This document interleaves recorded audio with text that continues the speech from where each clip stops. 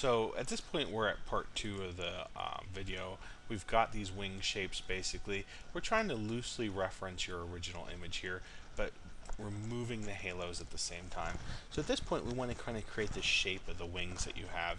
I'm going to go ahead and drop this opacity down here so I can continue to look at your image while working on this other image. I'm going to drop the background here too. It's a little confusing, so I'm going to keep dropping the opacity down. I just want a little bit of a cast so I can see what's backing. So on this set, I have on layer 11, I have the left wing. On layer 12, I have the right wing. So this one, I'm going to pick layer 11. I want to work with that one. I'm going to select all. I'm going to go to Edit, Transform, and again, I'm going to use Warp just because it's fairly simple to use. And what I want to do is kind of shape those wings into position.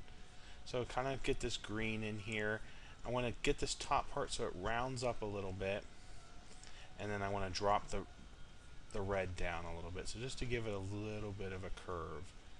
Now I'm going to extend this curve a little bit more to make it a little more dramatic. At the same time, I want to bring up that back end of the green. So this can take a little bit of fiddling around with to get it just the way you want it, but slowly you'll understand it a little better the more you play with it, and it becomes a little simpler. So basically I've kind of got these in a rough shape that I want.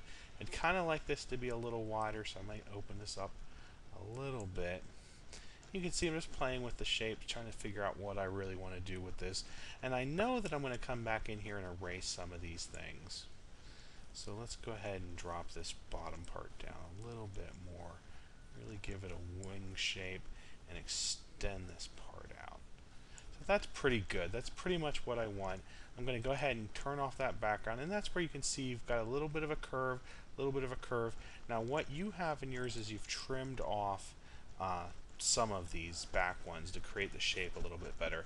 And so that's my next step. I'm going to come in here, I'm going to deselect, I don't really need to, but I'm going to come with an eraser, and it doesn't matter the background because on your layer here there's nothing else going on. So I'm going to just go ahead and let's make this bigger. Let's do this in one good shot. Yeah, that'll do it. So I'm going to drop that one off, and let's drop this one off as well. Let's see, how many do you drop off of yours?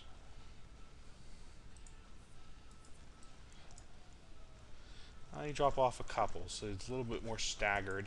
So let's go ahead and try to stagger that as well. So let's go ahead and pull this one out. I have to reduce my brush size just a little bit. So we'll get a little bit of that staggering that you had going on. I'm going to go ahead and take these ends off altogether, and then I'm going to drop these two back. So it's a little different effect than what you had. And if I didn't want to do the right size as a different shape, what I could do is come in here again, select it all. I can edit, make sure I'm on the right layer, copy it, edit, paste it, edit, transform, flip horizontal. And then I would get more of a symmetrical. Let me turn off that other layer so you can see it. We'll move it over into position. So these wings become a little bit more symmetrical. Now I know that might have been a little bit confusing, and we can talk about that a little bit more, especially when you go to work on kind of positioning things the way you want them to. You know, I'm gonna move, let me turn off snap. That was one of the big things you need to do at this point once you start to move things a little more freely. You know, and then depending on what you want, you can play with this a little bit more. You know, but I think to some way, you know, we've kept the basic essence of what you were trying to do. Let's look at where you're at here. But we've gotten rid of those rings, and now you can play with this a lot more. You could have done each of these, you know, strands of color individually and bent them a little bit with the warp, and it would have been easier, a little nicer. You know, I was trying to keep this under, you know, 10 minutes total. It's, you know, a little bit of a challenge.